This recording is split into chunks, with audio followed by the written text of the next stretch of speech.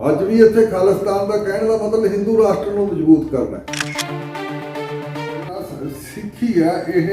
ਇਸ ਨੇ ਜਾਤ ਪਾਤ ਖਤਮ ਕੀਤੀ ਹੈ, ਵੈਦਿਕ ਧਰਮ ਨੂੰ ਚੈਲੰਜ ਕੀਤਾ, ਬ੍ਰਾਹਮਣਾਂ ਦੀ ਅਥਾਰਟੀ ਨੂੰ ਚੈਲੰਜ ਕੀਤਾ ਤੇ ਇਹ ਕਰਮਕਾਂਡ ਸਾਰਾ ਖਤਮ ਕਰਕੇ ਸਭ ਚੀਜ਼ ਸੌਖੀ ਕੀਤੀ ਹੈ, ਸਾਰਾ ਕੁਝ ਵੱਖਰਾ ਕੀਤਾ। ਈਸਾਈ ਧਰਮ ਨੇ ਤਾਂ ਇੱਥੋਂ ਤੱਕ ਆ ਗਿਆ ਵੀ ਲੋਕ ਜਿਹੜੇ ਵੀ ਦਲਿਤ ਉਸ ਵੇਲੇ ਤੱਕ ਅੰਦਰ ਨਹੀਂ ਸੀ ਜਾਣ ਦਿੰਦੇ, ਜਦੋਂ ਈਸਾਈ ਬਣ ਜਾਂਦੇ ਤੇ ਫਿਰ ਉਹ ਹੈਟ ਲੈ ਕੇ ਟੋਪ ਲੈ ਕੇ ਆਉਂਦੇ ਇੱਥੇ, ਫਿਰ ਇੱਥੋਂ ਵਾਲੇ ਮਹੰਤ ਹੱਥ ਜੋੜ ਕੇ ਖੜੇ ਹੋ ਜਾਂਦੇ। ਇਹ ਇੱਥੋਂ ਤੱਕ ਦੀਆਂ ਐਗਜ਼ਾਮਪਲਾਂ ਵੀ ਉਹੀ ਹੁੰਦੇ ਸੀਗੇ ਜਿਹੜੇ ਦਲਿਤ ਪਹਿਲਾਂ ਉਹਨਾਂ ਨੂੰ ਐਂਟਰ ਨਹੀਂ ਕਰਨ ਦੇਣਾ, ਮੁੜ ਕੇ ਉਹਨਾਂ ਦੇ ਅੱਗੇ ਸਲੂਟ ਮਾਰਨੇ। ਜਿਹੜੇ ਮਹੰਤ ਸੀਗੇ ਉੱਥੋਂ ਦੇ ਤਰਨ ਦੇ, ਉਹਨਾਂ ਨੇ ਗੁਰੂ ਅਰਜਨ ਦੇਵ ਜੀ ਦਾ ਪੰਜਵੇਂ ਪਾਤਸ਼ਾਹ ਦਾ ਸਰਾਧ ਬਣਾਉਣਾ ਸ਼ੁਰੂ ਕਰਤਾ। ਸਰਾਧ ਅੱਜ ਦਾ ਜਿਹੜਾ ਮਸਲਾ ਹੈ, ਅੱਜ ਉਹ ਕਹਿ ਰਹੇ ਆ ਵੀ ਸਾਡਾ ਹਿੱਸਾ, ਇਹਦਾ ਇੱਕ ਕਾਰਨ ਹੈ ਕਿਉਂਕਿ 90% ਕੰਮ ਹੈ ਜਿਹੜਾ ਆਪਣਾ ਸਾਰਾ ਕੁਝ ਉਹ ਗੁਰਦੁਆਰਿਆਂ ਦੇ ਵਿੱਚ ਜਿਹੜੀ ਪ੍ਰਚਾਰ ਹੈ ਪ੍ਰਸਾਰ ਹੈ, ਗੁਰਦੁਆਰਿਆਂ ਦੇ ਵਿੱਚ ਜਿਹੜੀ ਕਥਾ ਹੁੰਦੀ ਹੈ ਉਹ ਸਾਰੀ ਬ੍ਰਾਹਮਣਵਾਦੀ ਹੋ ਰਹੀ।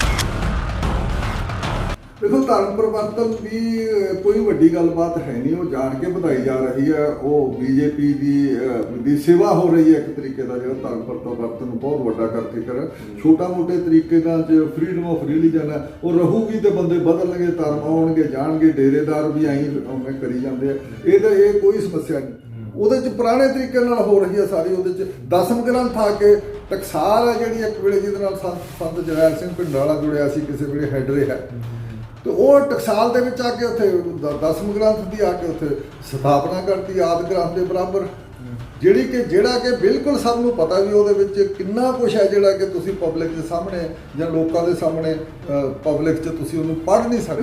ਅਸੀਂ ਖਾਲਿਸਤਾਨ ਦਾ ਇੱਕ ਸੱਤਾ ਦਾ ਹਿੱਸਾ ਲੈਣਾ ਚਾਹੁੰਦੇ ਕੁਝ ਬੰਦੇ, ਜਿਹੜਾ ਸਿੱਧਾ ਸੱਤਾ ਉਹ ਜ਼ਿੰਮੇਵਾਰੀ ਨਹੀਂ ਲੈਣਾ ਚਾਹੁੰਦੇ ਵੀ ਹੋਊ ਕਿਸ ਕਿਸਮ ਦਾ ਖਾਲਿਸਤਾਨ, ਉਹਦੇ ਸਮਾਜਿਕ ਨਿਆਂ ਹੋਵੇਗਾ ਕਿ ਨਹੀਂ। ਵੱਡਾ ਹਿੱਸਾ 30% 35% ਹਿੱਸਾ ਦਲਿਤਾਂ ਦਾ ਕਿਉਂ ਜੁੜੂਗਾ? ਜੇ ਉਸ ਨੂੰ ਉਹਦੀ ਕੀ ਫੈਸੀਨੇਸ਼ਨ ਕਿਉਂ ਜੁੜੇ ਹੋ ਖਾਲਿਸਤਾਨ ਵੱਲ, ਜਦੋਂ ਉਹਨੂੰ ਤਾਂ ਕੀ ਆ ਵੀ ਅੱਜ ਇਹ ਮਾਲਕ ਹੈ ਕੱਲ ਹੋਰ ਮਾਲਕ ਹੋ ਜੇ ਕੋਈ, ਉਹਨਾਂ ਨੂੰ ਕੀ ਫਰਕ ਪੈਣ ਲੱਗਿਆ? ਸਵਾਲ ਹੈ ਵੀ ਤੁਸੀਂ ਸਮਾਜ ਲਈ ਕੀ ਕਰੋਗੇ, ਔਰਤਾਂ ਦੀ ਬਰਾਬਰੀ ਦਾ ਕੀ। ਦੁਨੀਆ ਦੇਖ ਰਹੇ ਸਾਰੇ ਦਰਸ਼ਕਾਂ ਦਾ ਸਵਾਗਤ ਹੈ। ਪੰਜਾਬ ਦੇ ਵਿੱਚ ਵੱਖ-ਵੱਖ ਸਮਿਆਂ ਤੇ ਵੱਖ-ਵੱਖ ਲਹਿਰਾਂ ਉੱਠਦੀਆਂ ਰਹੀਆਂ ਨੇ ਸਮਾਜ ਸੁਧਾਰ ਲਈ, ਲੋਕਾਂ ਦੀ ਮੁਕਤੀ ਦੇ ਲਈ। ਤਾਂ 150 ਸਾਲ ਪਹਿਲਾਂ ਸਿੰਘ ਸਭਾ ਲਹਿਰ ਚਲਾਈ ਗਈ ਸੀਗੀ ਤੇ ਉਹਦੇ ਸਿੱਟੇ ਵਜੋਂ ਸਿੰਘ ਸਭਾਵਾਂ ਖੜੀਆਂ ਕੀਤੀਆਂ ਗਈਆਂ ਸੀਗੀਆਂ ਪੂਰੇ ਪੰਜਾਬ ਦੇ ਵਿੱਚ। ਆਪਾਂ ਉਸ ਦੇ ਬਾਰੇ ਚਰਚਾ ਕਰਾਂਗੇ। ਸਾਡੇ ਨਾਲ ਕੇਂਦਰੀ ਸਿੰਘ ਸਭਾ ਦੇ ਨੁਮਾਇੰਦੇ ਨੇ ਜਸਪਾਲ ਸਿੰਘ ਸਿੱਧੂ ਜੀ। ਸਰ ਸਵਾਗਤ ਹੈ ਬਹੁਤ-ਬਹੁਤ ਜੀ। ਧੰਨਵਾਦ ਜੀ। ਸ਼ੁਕਰੀਆ ਜੀ। ਆਪਾਂ ਇਹਦੇ ਇਤਿਹਾਸ ਤੋਂ ਸ਼ੁਰੂ ਕਰ ਲੈਣੇ, ਇਹਦੀ ਫਾਊਂਡੇਸ਼ਨ ਤੋਂ ਸ਼ੁਰੂ ਕਰ ਲੈਣੇ ਆ। ਸਿੰਘ ਸਭਾ ਲਹਿਰ ਸ਼ੁਰੂ ਕਦੋਂ ਹੁੰਦੀ ਹੈ ਔਰ ਕਿਸ ਕਾਰਜ ਵਾਸਤੇ ਉਹ ਸ਼ੁਰੂ ਹੋਈ ਸੀ?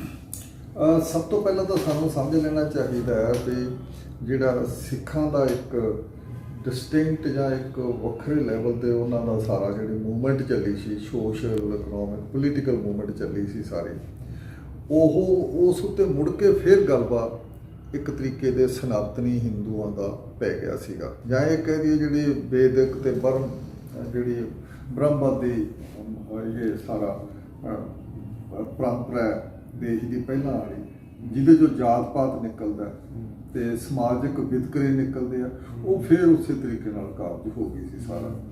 ਤੇ ਇਹ ਰਣਜੀਤ ਸਿੰਘ ਨੇ ਰਾਜ ਤਾਂ ਬਹੁਤ ਵੱਡਾ ਬਣਾ ਲਿਆ, ਪਰ ਉਹਦੇ ਰਾਜ ਦੇ ਅੱਧ 'ਚ ਪਿੱਛੋਂ ਦੇ ਜਾ ਕੇ ਸਾਰਾ ਕੁਝ ਉਸੇ ਤਰੀਕੇ ਨਾਲ ਬ੍ਰਾਹਮਣਿਕਲ ਜਿਹੜੀਆਂ ਰਵਾਇਤਾਂ ਸੀਗੀਆਂ ਅਤੇ ਉਸੇ ਤਰੀਕੇ ਦੇ ਕਰਮਕਾਂਡ ਸੀ ਸਾਰੇ, ਪੰਡਤਾਂ ਦਾ ਬੋਲਬਾਲਾ ਤੇ ਰਸਮਾਂ ਸਾਰੀਆਂ ਉਹ ਖੜੀਆਂ ਹੋ ਗਈਆਂ ਸੀ। ਸਿੱਖ ਰਾਜ ਦੇ ਦੌਰਾਨ ਜਾਂ ਸਿੱਖ ਰਾਜ ਦੇ ਪਤਨ ਤੋਂ ਬਾਅਦ? ਸਿੱਖ ਰਾਜ ਦੇ ਦੌਰਾਨ ਹੀ ਪਿਛਲੇ ਦਿਨਾਂ 'ਚ ਹੋ ਗਿਆ ਸੀ। ਉਹਨੇ ਫਿਰ ਜਿਹੜੇ ਉਸ ਮਹਾਰਾਜਾ ਰਣਜੀਤ ਸਿੰਘ ਨੇ ਕੀ ਕੀਤਾ ਵੀ ਉਸ ਵੇਲੇ ਬਹੁਤ ਵੱਡੀਆਂ ਜਗੀਰਾਂ ਤੇ ਪ੍ਰਾਪਰਟੀਆਂ ਇਹਨਾਂ ਦੇ ਨਾਲ ਅਟੈਚ ਕਰਤੀਆਂ ਗੁਰਦੁਆਰਿਆਂ ਦੇ ਨਾਲ। ਗੁਰਦੁਆਰਿਆਂ ਨਾਲ ਅਟੈਚ ਹੋਣ ਕਰਕੇ ਉੱਥੇ ਜਿਹੜੇ ਕਾਬਜ ਕਿਸਮ ਦੇ ਮਹੰਤ ਸੀ ਸਾਰੇ, ਉਹ ਸਾਰੇ ਹਿੰਦੂ ਪਰੰਪਰਾ ਤੋਂ ਸੀਗੇ, ਉਦਾਸੀ ਸੀ, ਨਿਰਮਲੇ ਸੀ, ਤੇ ਉਹਨਾਂ ਦਾ ਕਬਜ਼ਾ ਹੋ ਗਿਆ।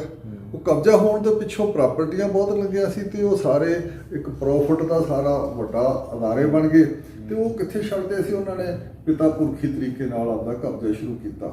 ਰਾਜੇ ਨੂੰ ਖੁਸ਼ ਕਰਨ ਦਾ ਥੋੜਾ ਟਾਈਮ ਮਿਲਿਆ, ਮੁੜ ਕੇ ਫਿਰ ਸਾਰਾ ਕੁਝ ਚੱਲਦਾ ਰਿਹਾ। ਤੇ ਇਸ ਕਰਕੇ ਪ੍ਰੋਫੈਸਰ ਪ੍ਰੀਤਮ ਸਿੰਘ ਵਰਗੇ ਜਿਹੜੇ ਹੋਰ ਜਿਹੜੇ ਬੁੱਧੀਜੀਵੀ ਹੋਏ ਆ ਪਿਛਲੇ ਸਦੀ ਦੇ, ਉਹਨਾਂ ਦਾ ਕਾਫੀ, ਵੀਰ ਸਿੰਘ ਦਾ ਵੀ ਕਾਫੀ, ਉਹਨਾਂ ਦਾ ਇਹ ਸੀਗਾ ਵੀ ਜਿਹੜਾ ਸਿੱਖਾਂ ਦੀ ਵੱਖਰੀ ਹਸਤੀ, ਵੱਖਰੀ ਨਵੇਕਲੀ ਪਹਿਚਾਣ ਹੈ, ਉਹ ਆਲਮੋਸਟ ਜਿਹੜਾ ਉਹਨਾਂ ਦਾ ਜੀਵਨ ਜੁਗਤ ਵੱਖਰਾ ਸੀਗਾ, ਉਹ ਸਾਰਾ ਆਲਮੋਸਟ ਬ੍ਰਾਹਮਣੀਕਲ ਹੋ ਗਿਆ ਸੀ, ਹਿੰਦੂਵਾਦੀ ਹੋ ਗਿਆ ਸੀ ਸਾਰਾ। ਰਣਜੀਤ ਸਿੰਘ ਦੇ ਰਾਜ ਵੇਲੇ ਬੇਸ਼ੱਕ ਉਹਨੇ ਬਹੁਤ ਵੱਡਾ ਰਾਜ ਭਾਗ ਕਾਇਮ ਕਰ ਲਿਆ ਸੀ, ਇਹ ਉਹਨਾਂ ਦਾ ਸਾਰਿਆਂ ਦੀ ਅਬਜ਼ਰਵੇਸ਼ਨ ਹੈ।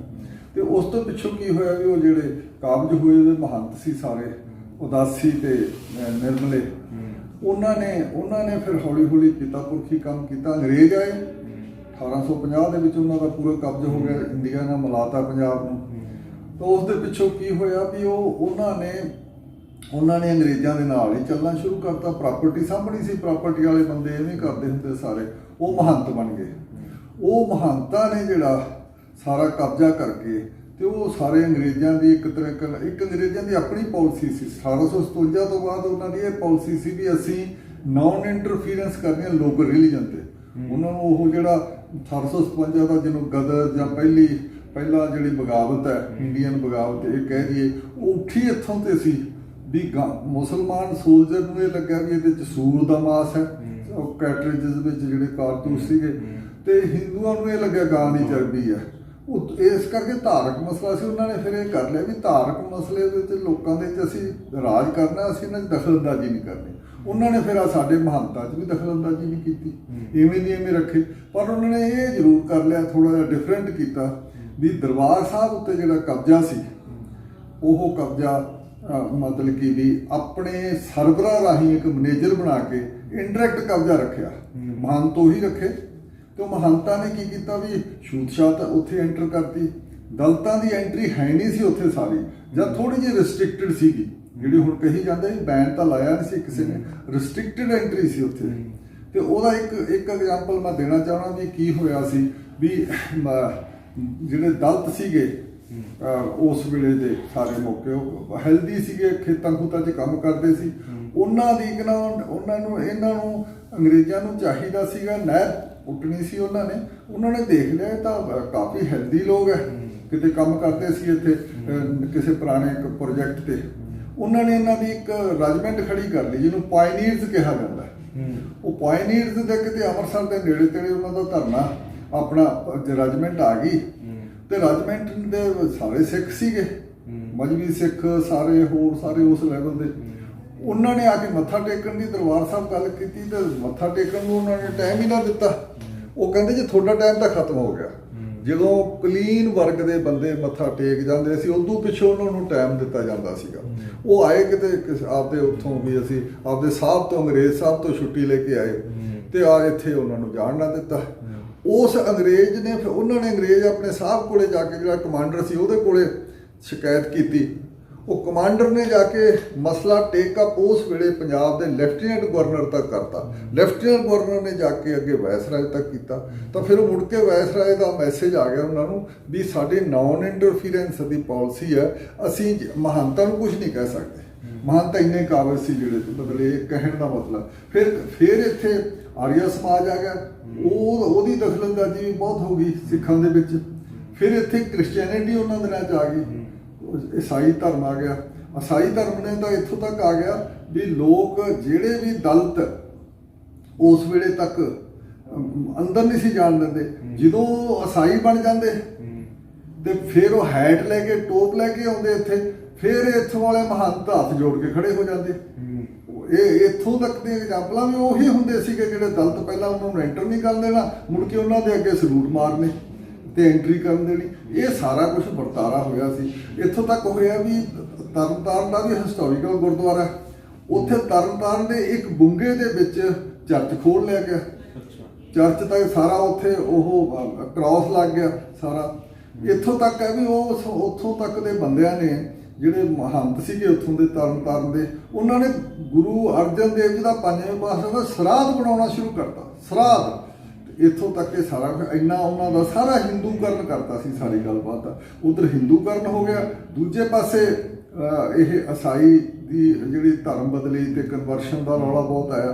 ਤੇ ਫਿਰ ਜੋ 4 ਕ੍ਰਿਸਚੀਅਨ ਸਕੂਲ ਤੇ ਮਿਸ਼ਨਰੀ ਸਕੂਲ ਦੇ 4 ਲੜਕੇ ਅੰਗਰੇਜ਼ੀ ਸਕੂਲ ਦੇ ਪੜ੍ਹਨ ਵਾਲੇ, ਉਹਨਾਂ ਨੇ ਕਿਹਾ ਵੀ ਅਸੀਂ ਹੁਣ ਓਪਨਲੀ ਕਹਿਤਾ ਵੀ ਅਸੀਂ ਈਸਾਈ ਬਣਨਾ, ਵਾਲ ਕਟਾਉਣੇ ਪਬਲਿਕਲੀ, ਸਾਰਾ ਕੁਝ ਕਰਨਾ। ਉਹਦੇ ਤੋਂ ਰੌਲਾ ਪੈ ਗਿਆ। ਰੌਲਾ ਤਾਂ ਪਿਆ ਵੀ ਉਹ ਸਾਰੇ ਐਲੀਟ ਵੱਡੇ ਅਮੀਰ ਘਰਾਂ ਦੇ ਬੱਚੇ ਸੀ ਜਿਹੜੇ ਅੰਗਰੇਜ਼ੀ ਸਕੂਲਾਂ 'ਚ ਉੱਥੋਂ ਉਦੋਂ ਵੀ ਪੜ੍ਹਦੇ ਸੀਗੇ, ਨਹੀਂ ਤਾਂ ਉਦੋਂ ਸਕੂਲ ਪਿੰਡਾਂ 'ਚ ਆ ਕੇ ਤਾਂ ਕੋਈ ਪੜ੍ਹਦਾ ਨਹੀਂ ਸੀ।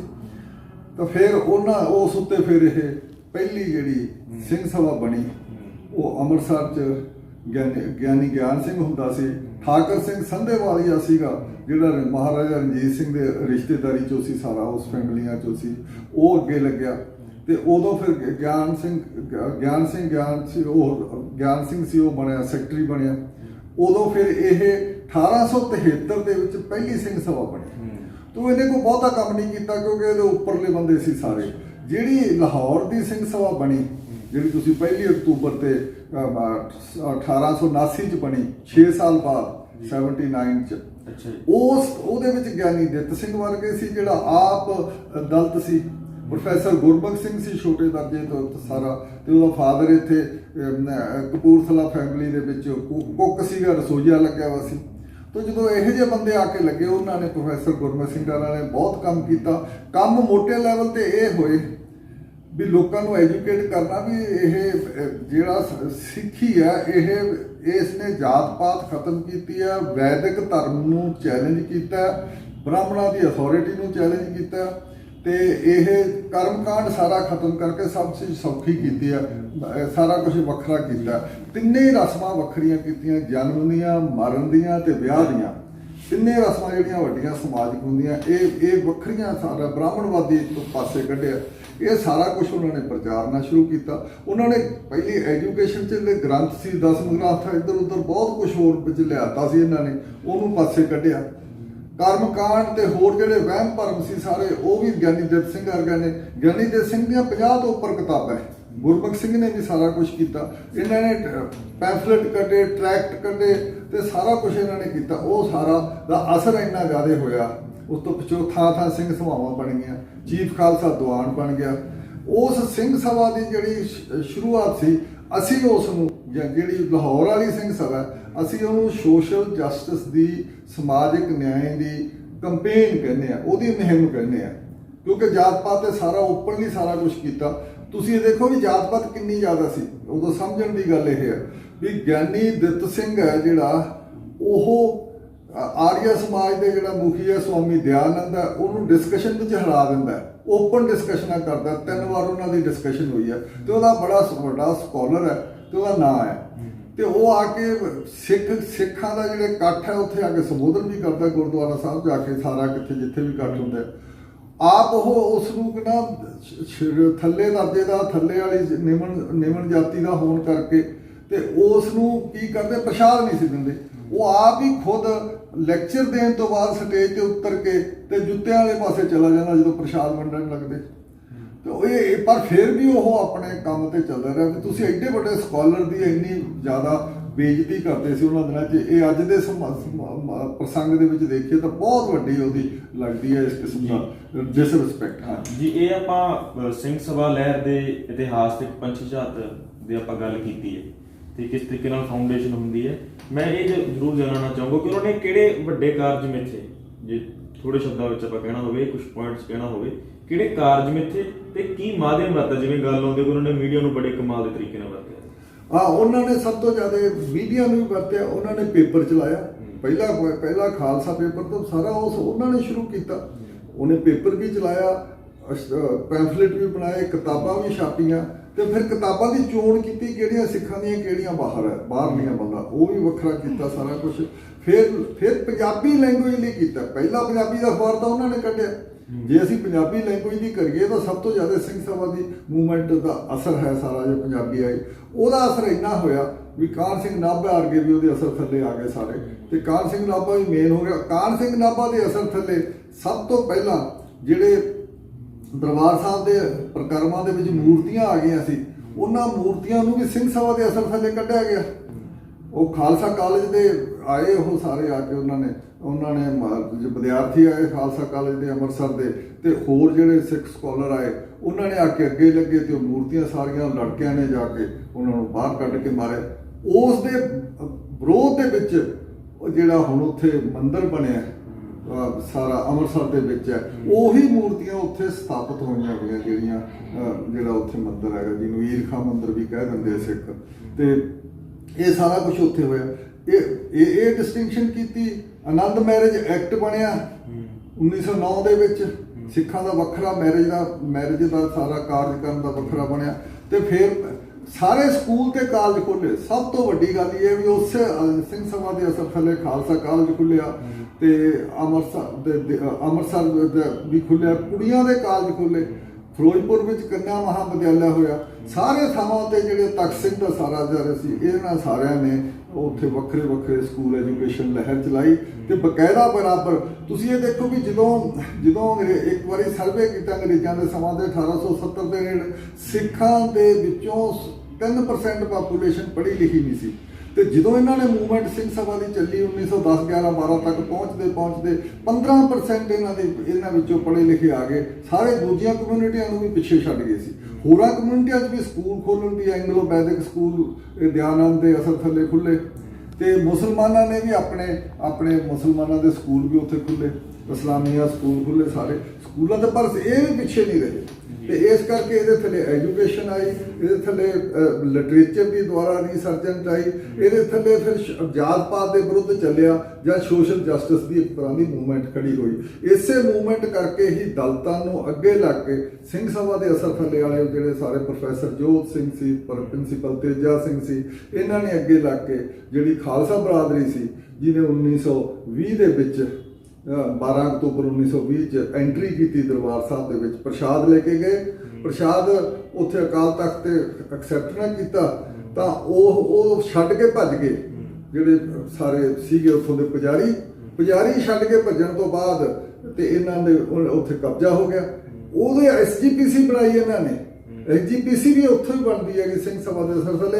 SGPC ਤੋਂ ਬਾਅਦ ਫਿਰ ਅਕਾਲੀ ਦਲ ਵੀ ਉਸੇ ਇੱਕ ਸਾਲ ਦੇ ਵਿੱਚੋਂ ਅਕਾਲੀ ਦਲ ਉਹਦੇ ਚੋਂ ਨਿਕਲਦਾ ਤੇ ਫਿਰ ਗੁਰਦੁਆਰਾ ਮੂਵਮੈਂਟ ਉਹਨਾਂ ਨੇ ਲੜੀ, ਗੁਰਦੁਆਰੇ ਲਿਬਰੇਟ ਹੋਏ 1925 ਤੱਕ। ਇਹ ਸਾਰਾ ਕੁਝ ਸਿੰਘ ਸਭਾ ਦੀ ਮੂਵਮੈਂਟ ਤੱਕ ਹੋਇਆ। ਪਰ ਜਦੋਂ ਸਿੰਘ ਸਭਾ ਦੀ ਮੂਵਮੈਂਟ ਮੱਠੀ ਪੈ ਗਈ, ਜਦੋਂ SGPC ਦਾ ਕੰਟਰੋਲ ਹੋ ਗਿਆ, ਐਕਟ ਥੱਲੇ SGPC ਬਣਨੀ ਸ਼ੁਰੂ ਹੋਣਗੀ, ਚੋਣ ਹੋਣੀ ਸ਼ੁਰੂ ਹੋ ਗਈ, ਉਸ ਦੇ ਪਿੱਛੋਂ ਫਿਰ ਮੱਠੀ ਪੈ ਗਈ ਕਾਫੀ ਜ਼ਿਆਦਾ। ਉਹਦੀ ਜਿਹੜੀ ਅਚੀਵਮੈਂਟ ਸੀ ਸਿੰਘ ਸਭਾ ਦੀ, ਇਹ ਆਉਂਦੇ 1930 ਤੱਕ ਕਾਫੀ ਡਾਊਨ ਹੋ ਗਈ ਸੀ। ਹੁਣ ਸਾਡਾ 150 ਸਾਲਾ ਜਿਹੜਾ ਪਰਪਸ ਹੈ, 150 ਸਾਲਾ ਅਸੀਂ ਸ਼ੁਰੂ ਕੀਤਾ, ਇਹਦੇ ਵਿੱਚ ਇਹੀ ਹੈ ਵੀ ਮੁੜ ਕੇ ਫਿਰ ਉਹ ਸਪਿਰਿਟ ਰਿਵਾਈਵ ਕਰਨੀ। ਹੁਣ ਵੀ ਹਾਲਾਤ ਤਕਰੀਬਨ ਉਸੇ ਕਿਸਮ ਦੇ ਬ੍ਰਾਹਮਣੀਕਲ ਜਿਹੜੇ ਹੋ ਗਏ ਆ ਸਾਰਾ।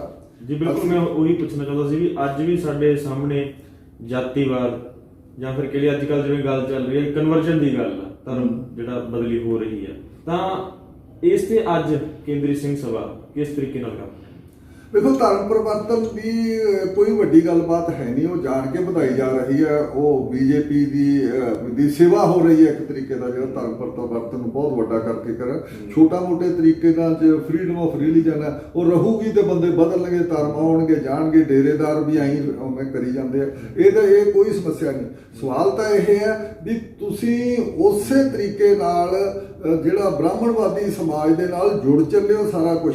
ਉਹ ਐਵੇਂ ਨਹੀਂ ਕਹਿੰਦੇ, ਇਹ ਸਾਰੇ ਜਿਹੜੇ ਹਿੰਦੂ ਜਦੋਂ ਕਹਿੰਦੇ ਵੀ ਸਿੱਖ ਸਾਡਾ ਪਾਰਟ ਹੈ, ਉਹਨਾਂ ਨੇ ਪਾਲਿਸੀ ਹਜੇ ਤੱਕ ਨਹੀਂ ਬਦਲੀ। ਆਰੀਆ ਸਮਾਜ ਵਾਲੀ ਪਾਲਿਸੀ 1875 ਚ ਇੱਥੇ ਆਰੀਆ ਸਮਾਜ ਬਣ ਕੇ ਆਇਆ 1875 ਦੇ ਵਿੱਚ। ਉਦੋਂ ਦੀ ਪਾਲਿਸੀ ਹੈ ਵੀ ਸਿੱਖ ਸਾਡਾ ਹਿੱਸਾ ਹੈ, ਇਹ ਸਾਡਾ ਆਰਮਡ ਵਿੰਗ ਹੈ, ਇਹ ਸਾਡਾ ਹਥਿਆਰਬੰਦ ਸਾਡਾ ਹੈਗਾ ਗਰੁੱਪ। ਇਹ ਇਸ ਲੈਵਲ ਦੀ ਗੱਲ ਸੀ। ਉਹ ਅੱਜ ਵੀ ਸਾਨੂੰ ਇਸੇ ਕਰਕੇ ਹੁਣ ਵੀ ਦੇਖ ਲਓ BJP ਦੇ ਵਿੱਚ ਜਿਹੜਾ ਸਿੱਖਾਂ ਦੇ ਪ੍ਰਤੀ ਐਟੀਟਿਊਡ ਆ ਉਹ ਡਿਫਰੈਂਟ ਹੈਗਾ।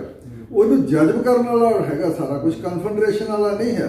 ਕਨਫੈਡਰੇਸ਼ਨ ਦਾ ਕਾਂਗਰਸ ਪੀਰੀਅਡ ਵੇਲੇ ਕਿਸੇ ਵੇਲੇ ਰਿਹਾ, ਉਹ ਪੋਲੀਟੀਕਲ ਸੀ ਸਾਰਾ ਕੁਝ। ਜਦੋਂ ਦਰਬਾਰ ਸਾਹਿਬ ਤੇ ਫੌਜੀ ਹਮਲਾ, ਤਾਂ ਇਹ ਸਾਰਾ ਅੱਜ ਆ ਜਿਹੜਾ ਨਾ ਇਹ ਜਜ਼ਬ ਕਰਨ ਵਾਲੀ ਪਾਲਿਸੀ ਤੇ ਹੀ ਤੁਰੇ ਹੋਏ ਆ ਸਾਰਾ। ਤੇ ਇਸੇ ਕਰਕੇ ਸਾਰਾ ਕੁਝ ਦੇਖੋ ਉਵੇਂ ਮਨਾਇਆ ਜਾ ਰਿਹਾ। ਇਹ ਵੀ ਉਹੀ ਪਾਲਿਸੀਆਂ ਲੈ ਰਹੇ ਆ। ਅਕਾਲ ਤਖਤ ਵੀ ਉਹਨਾਂ ਦੇ ਕਬਜ਼ੇ 'ਚ ਹੈ ਹਜੇ ਤੱਕ ਦਿੱਲੀ ਵਾਲਿਆਂ ਦੇ। ਇਹ ਵੀ ਉਹੋ ਜਿਹੀਆਂ ਪਾਲਿਸੀਆਂ ਚੱਕ ਰਹੇ ਆ ਜਿਹੜੀਆਂ BJP ਨੂੰ ਸੂਟ ਕਰਦੀਆਂ ਜਾਂ ਹਿੰਦੂ ਰਾਸ਼ਟਰ ਨੂੰ। ਅੱਜ ਵੀ ਇੱਥੇ ਖਾਲਿਸਤਾਨ ਦਾ ਕਹਿਣ ਦਾ ਮਤਲਬ ਹਿੰਦੂ ਰਾਸ਼ਟਰ ਨੂੰ ਮਜ਼ਬੂਤ ਕਰਨਾ ਹੈ।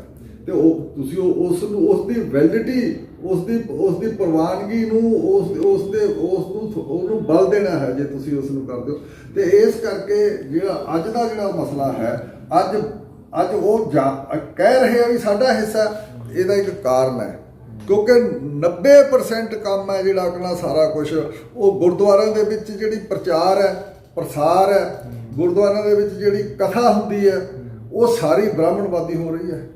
ਉਹਦੇ 'ਚ ਪੁਰਾਣੇ ਤਰੀਕੇ ਨਾਲ ਹੋ ਰਹੀ ਹੈ ਸਾਰੀ। ਉਹਦੇ 'ਚ ਦਸਮ ਗ੍ਰੰਥ ਆ ਕੇ ਟਕਸਾਲ ਹੈ ਜਿਹੜੀ ਇੱਕ ਵੇਲੇ ਜਿਹਦੇ ਨਾਲ ਸੰਤ ਜਰਨੈਲ ਸਿੰਘ ਭਿੰਡਰਾਲਾ ਜੁੜਿਆ ਸੀ, ਕਿਸੇ ਵੇਲੇ ਹੈਡ ਰਿਹਾ, ਤੇ ਉਹ ਟਕਸਾਲ ਦੇ ਵਿੱਚ ਆ ਕੇ ਉੱਥੇ ਦਸਮ ਗ੍ਰੰਥ ਦੀ ਆ ਕੇ ਉੱਥੇ ਸਥਾਪਨਾ ਕਰਤੀ ਆਦਿ ਗ੍ਰੰਥ ਦੇ ਬਰਾਬਰ, ਜਿਹੜਾ ਕਿ ਬਿਲਕੁਲ ਸਭ ਨੂੰ ਪਤਾ ਵੀ ਉਹਦੇ ਵਿੱਚ ਕਿੰਨਾ ਕੁਛ ਹੈ ਜਿਹੜਾ ਕਿ ਤੁਸੀਂ ਪਬਲਿਕ ਦੇ ਸਾਹਮਣੇ ਜਾਂ ਲੋਕਾਂ ਦੇ ਸਾਹਮਣੇ ਪਬਲਿਕ 'ਚ ਤੁਸੀਂ ਉਹਨੂੰ ਪੜ੍ਹ ਨਹੀਂ ਸਕਦੇ।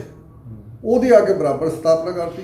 ਸਾਰੀ ਕੋਸ਼ਿਸ਼ ਜਿੰਨੀ ਹੈ ਇਹਦੇ ਪਿੱਛੇ, ਸਾਰੇ ਦੇ ਪਿੱਛੇ ਬੀਜੇਪੀ ਖੜੀ ਹੈ ਜਾਂ ਇਹ ਹਿੰਦੂਵਾਦੀ ਜਿਹੜੀਆਂ ਤਾਕਤਾਂ ਹਿੰਦੂਤਵਾਦੀਆਂ ਉਹ ਇਸ ਨੂੰ ਆਪਸ ਵਿੱਚ ਮਿਕਸ ਕਰਦੀ ਹੈ। ਇਸ ਕਰਕੇ ਸਾਡੀ ਜਿਹੜੀ ਕੰਪੇਨ ਹੈ ਅਸੀਂ ਸਿੰਘ ਸਭਾ 'ਚ ਜਿਹੜੀ ਸ਼ੁਰੂ ਕੀਤੀ ਹੈ ਦੁਬਾਰਾ 150 ਸਾਲੇ 'ਚ, ਇਸੇ ਕਰਕੇ ਕੀਤਾ ਵੀ ਸਾਡਾ ਡਿਫਰੈਂਟ ਹੈ। ਸਾਡਾ ਡਿਫਰੈਂਸ ਇਹ ਨਹੀਂ ਵੀ ਅਸੀਂ ਧਰਮ ਲੈਵਲ ਦਾ ਡਿਫਰੈਂਟ ਕਰਕੇ ਕੋਈ ਵੱਡਾ ਉਸ ਖੜਾ, ਇਹ ਪਹਿਲਾਂ ਆਲਰੇਡੀ ਇੱਕ ਸੋਸ਼ਲ ਜਸਟਿਸ ਦੀ ਮੂਵਮੈਂਟ ਗੁਰੂਆਂ ਵੇਲੇ ਦੀ ਸ਼ੁਰੂ ਹੋਈ ਹੈ। ਅਸੀਂ ਉਸ ਨੂੰ ਮੁੜ ਕੇ ਬੁਲੰਦ ਕਰਨਾ ਚਾਹੁੰਦੇ ਹਾਂ। ਜਾਤ ਪਾਤ ਦਾ ਖਾਤਮਾ, ਸਮਾਜਿਕ ਬਰਾਬਰੀ, ਔਰਤਾਂ ਦੀ ਬਰਾਬਰੀ ਵੀ ਇਸੇ 'ਚ ਹੀ ਸਾਰਾ ਕੁਛ ਹੈ। ਨਹੀਂ ਤਾਂ ਆ ਜਿਹੜੀ ਖਾਲਿਸਤਾਨ ਵਾਲੇ ਤੁਰੇ ਫਿਰਦੇ ਤਾਂ ਪੈਟਰੀਆਰਕੀ ਇਹਨਾਂ ਦੇ ਵਿੱਚ ਤਾਂ ਇਹ ਤਾਂ ਔਰਤ ਦੀ ਕਿਸੇ ਗੱਲ ਦਾ ਨੂੰ ਬਰਾਬਰ ਸਮਝਦੇ ਨਹੀਂ। ਮੈਂ ਇਹ ਜ਼ਰੂਰ ਜਾਣਨਾ ਚਾਹੂੰਗਾ ਵੀ ਖਾਲਿਸਤਾਨ ਦੀ ਗੱਲ ਹੁੰਦੀ ਹੈ, ਬਹੁਤ ਸਾਰੀਆਂ ਧਿਰਾਂ ਜਿਹੜੀਆਂ ਕਹਿੰਦੇ ਨੇ ਵੀ ਖਾਲਸਾ ਰਾਜ ਹੋਣਾ ਚਾਹੀਦਾ, ਇੱਕ ਆਪਣਾ ਰਾਜ ਦੀ ਗੱਲ ਕਰਦੇ ਨੂੰ ਖਾਲਿਸਤਾਨ ਦਾ ਨਾਮ ਦਿੰਦੇ ਨੇ। ਕੇਂਦਰੀ ਸਿੰਘ ਸਭਾ ਖਾਲਿਸਤਾਨ ਬਾਰੇ ਕੀ ਸਮਝਦੀ ਹੈ? ਦੇਖੋ, ਅਸੀਂ ਖਾਲਿਸਤਾਨ ਦਾ ਇੱਕ ਸੱਤਾ ਦਾ ਹਿੱਸਾ ਲੈਣਾ ਚਾਹੁੰਦੇ ਕੁਝ ਬੰਦੇ, ਜਿਹੜਾ ਸਿੱਧਾ ਸੱਤਾ ਉਹ ਜ਼ਿੰਮੇਵਾਰੀ ਨਹੀਂ ਲੈਣਾ ਚਾਹੁੰਦੇ ਵੀ ਹੋਊ ਕਿਸ ਕਿਸਮ ਦਾ ਖਾਲਿਸਤਾਨ, ਉਹਦੇ ਸਮਾਜਿਕ ਨਿਆਂ ਹੋਵੇਗਾ ਕਿ ਨਹੀਂ। ਵੱਡਾ ਹਿੱਸਾ 30% 35% ਹਿੱਸਾ ਦਲਿਤਾਂ ਦਾ ਕਿਉਂ ਜੁੜੂਗਾ? ਜੇ ਉਸ ਨੂੰ ਉਹਦੀ ਕੀ ਫੈਸੀਨੇਸ਼ਨ, ਕਿਉਂ ਜੁੜੇ ਹੋ ਖਾਲਿਸਤਾਨ ਵੱਲ? ਜਦੋਂ ਉਹਨੂੰ ਤਾਂ ਕੀ ਆ ਵੀ ਅੱਜ ਇਹ ਮਾਲਕ ਹੈ, ਕੱਲ ਹੋਰ ਮਾਲਕ ਹੋ ਜੇ ਕੋਈ, ਉਹਨਾਂ ਨੂੰ ਕੀ ਫਰਕ ਪੈਣ ਲੱਗਿਆ? ਸਵਾਲ ਹੈ ਵੀ ਤੁਸੀਂ ਸਮਾਜ ਲਈ ਕੀ ਕਰੋਗੇ? ਔਰਤਾਂ ਦੀ ਬਰਾਬਰੀ ਦਾ ਕੀ ਕਰੋਗੇ? ਔਰਤਾਂ ਦੀ ਹਰ ਲੈਵਲ ਤੇ ਔਰਤਾਂ ਦੀ ਬਰਾਬਰੀ ਹੈ ਜਿਹੜੀ ਸੋਸ਼ਲ ਜਸਟਿਸ 'ਚ ਆਉਂਦੀ ਹੈ, ਉਹ ਤੁਸੀਂ ਦਿਵਾਓਗੇ ਕਿ ਨਹੀਂ ਦਿਵਾਉਂਦੇ? ਇਹ ਨਹੀਂ ਗੱਲ ਕਰਦੇ, ਤਾਂ ਸੱਤਾ ਦਾ ਹਿੱਸਾ ਲੈਣ ਦੀ ਗੱਲ ਕਰਦੇ ਆ। ਜਿਵੇਂ ਪਾਕਿਸਤਾਨ ਨੂੰ ਮੁਸਲਮਾਨਾਂ ਨੂੰ ਪਾਕਿਸਤਾਨ ਮਿਲ ਗਿਆ, ਹਿੰਦੂਆਂ ਨੂੰ ਹਿੰਦੁਸਤਾਨ ਮਿਲ ਗਿਆ, ਸਾਡਾ ਕੁਝ ਨਹੀਂ ਬਣਿਆ। ਇਹ ਜਿਹੜੀ ਗੱਲਬਾਤ ਉਹ ਅੱਜ ਨਹੀਂ ਚੱਲਦੀ ਹੈ। 100 ਸਾਲ ਪਹਿਲਾਂ ਦਾ ਈਡੀਅਮ ਹੈ ਪੋਲੀਟੀਕਲ, ਪਹਿਲਾਂ 100 ਸਾਲ ਪਹਿਲਾਂ ਦਾ ਮੁਹਾਵਰਾ ਸਿਆਸੀ, ਇਹ ਅੱਜ ਨਹੀਂ ਚੱਲਦਾ। ਤੁਹਾਨੂੰ ਲੱਗਦਾ ਜੇਕਰ ਸੱਤਾ ਪ੍ਰਾਪਤੀ ਦੇ ਨਾਲ, ਸਿਰਫ ਸੱਤਾ ਪ੍ਰਾਪਤੀ ਦੇ ਨਾਲ, ਤੁਸੀਂ ਜਿਵੇਂ ਸੋਸ਼ਲ ਜਸਟਿਸ ਦੀ ਗੱਲ ਕਰਦੇ ਹੋ, ਸੋਸ਼ਲ ਜਸਟਿਸ ਹਾਸਲ ਕੀਤਾ ਜਾ ਸਕਦਾ ਸੱਤਾ ਪ੍ਰਾਪਤੀ ਦੇ ਨਾਲ? ਸੋਸ਼ਲ ਜਸਟਿਸ ਤੋਂ ਹੀ ਸੱਤਾ ਪ੍ਰਾਪਤੀ ਹੋ ਸਕਦੀ ਹੈ, ਇਹ ਉਲਟ ਗੱਲ ਹੈ। ਸਿੱਖੀ ਦੇ ਵਿੱਚ ਸੋਸ਼ਲ ਜਸਟਿਸ ਦੀ 200-250 ਸਾਲ ਮੂਵਮੈਂਟ ਗੁਰੂਆਂ ਦੀ ਚੱਲੀ, ਤਾਂ ਜਾ ਕੇ ਮੁੜ ਕੇ ਸੱਤਾ ਪ੍ਰਾਪਤੀ, ਚਲੋ ਕਹਿ ਸਕਦੇ ਹਾਂ ਰਣਜੀਤ ਸਿੰਘ ਦੇ ਰਾਜ ਤੱਕ ਆ ਗਈ ਸੀ। 100 ਸਾਲ ਤੋਂ ਸੱਤਾ ਬਿਸਲਾਂ ਵੀ ਬਣ ਗਈਆਂ ਸੀ। ਸੱਤਾ ਪ੍ਰਾਪਤੀ ਇਹ ਜਿਹੜੀ ਸੱਤਾ ਪ੍ਰਾਪਤੀ ਤਾਹਾਂ ਤੋਂ ਲੈਣਾ ਚਾਹੁੰਦੇ ਆ, ਜਿਵੇਂ ਇੱਥੇ ਟ੍ਰਾਂਸਫਰ ਆਫ ਪਾਵਰ ਹੋ ਗਈ ਬ੍ਰਿਟਿਸ਼ ਜਾਂਦੇ ਇੱਥੇ ਕਾਂਗਰਸ ਨੂੰ ਟ੍ਰਾਂਸਫਰ ਆਫ ਪਾਵਰ ਕਰਕੇ, ਜਾਂ ਇੱਥੋਂ ਦੀ ਜਿਹੜੀ ਅਲੀਟ ਕਲਾਸ ਹੈ ਉਹਨੂੰ ਟ੍ਰਾਂਸਫਰ ਪਾਵਰ ਕਰਕੇ। ਅਸੀਂ ਇਸ ਗੱਲ ਦੇ ਹੱਕ 'ਚ ਨਹੀਂ ਹੈ, ਸਾਡਾ ਤਾਂ ਸਟੈਂਡ ਬਿਲਕੁਲ ਉਲਟ ਹੈ ਇਸ ਦੇ। ਅਸੀਂ ਕਹਿੰਦੇ ਵੀ ਸੋਸ਼ਲ ਜਸਟਿਸ ਤੋਂ ਸੱਤਾ ਲੈ ਲਓ, ਬਣਦਾ ਤੁਹਾਡਾ ਹੱਕ ਲਓ ਆਪਦਾ, ਪਰ ਇਹ ਨਹੀਂ ਹੈ ਵੀ ਤੁਸੀਂ ਕੀ ਗਰੰਟੀ ਹੈ ਵੀ ਤੁਸੀਂ ਆਪਣਾ ਰਾਜ ਬਣਾ ਕੇ ਤੇ ਮੁੜ ਕੇ ਫਿਰ ਸੋਸ਼ਲ ਜਸਟਿਸ ਦਿਓਗੇ, ਜਾਂ ਪਾਕਿਸਤਾਨ ਵੱਲ ਵਾਂਗੂ ਉਦੋਂ ਵੀ ਕੱਟੜਪਣ ਲੈ ਆਓਗੇ ਸਾਰਾ। ਤੁਹਾਡੇ ਸਾਹਮਣੇ ਨਾਲ ਹੀ ਗੁਆਂਢ 'ਚ ਪਾਕਿਸਤਾਨ ਹੈ, ਇਹੀ ਪੰਜਾਬੀ ਸੁਸਾਇਟੀ ਹੈ। ਤੇ ਇਸ ਕਰਕੇ ਅਸੀਂ ਤਾਂ ਸੱਤਾ ਪਰਿਵਰਤਨ ਦੀ ਗੱਲ ਤੋਂ ਪਹਿਲਾਂ ਸੋਸ਼ਲ ਜਸਟਿਸ ਦੀ ਗੱਲ ਕਰਦੇ ਹਾਂ। ਉਹਦੇ ਰਾਹੀਂ ਸੱਤਾ ਮਿਲੇਗੀ ਸਰਟਨਲੀ ਮਿਲੇਗੀ। ਕੀ ਤੁਸੀਂ ਆਪਣੀ, ਜਦੋਂ ਤੁਸੀਂ ਕੰਮ ਕਰ ਰਹੇ ਹੋ, ਤੁਸੀਂ ਆਪਣੀ ਲਹਿਰ ਦੇ ਵਿੱਚ ਕੰਮ ਕਰ ਰਹੇ ਹੋ, ਖਾਲਿਸਤਾਨ ਦੀ ਜਿਹੜੀ ਉਸ ਮੂਵਮੈਂਟ ਦੇ ਜਿਹੜੇ ਧਿਰਾਂ ਗੱਲ ਕਰਦੇ ਨੇ, ਉਹ ਜੋ ਕੰਮ ਕਰ ਰਹੇ ਆ, ਉਹਨੂੰ ਇੱਕ ਚੈਲੰਜ ਵਜੋਂ ਵੇਖਦੇ ਹੋ ਜਾਂ ਫਿਰ ਹੋਰ ਕਿਹੜੇ ਚੈਲੰਜਸ ਵੇਖਦੇ ਹੋ? ਅਸੀਂ ਉਸ ਨੂੰ ਦੇਖਦੇ ਹਾਂ ਵੀ ਉਹ ਕਿਸੇ ਦੀ ਸੇਵਾ ਕਰ ਰਹੇ ਆ, ਹਿੰਦੂ ਰਾਸ਼ਟਰ ਦੀ ਸੇਵਾ ਦੇ ਲੈਵਲ ਤੇ ਅਸੀਂ ਦੇਖਦੇ ਹਾਂ।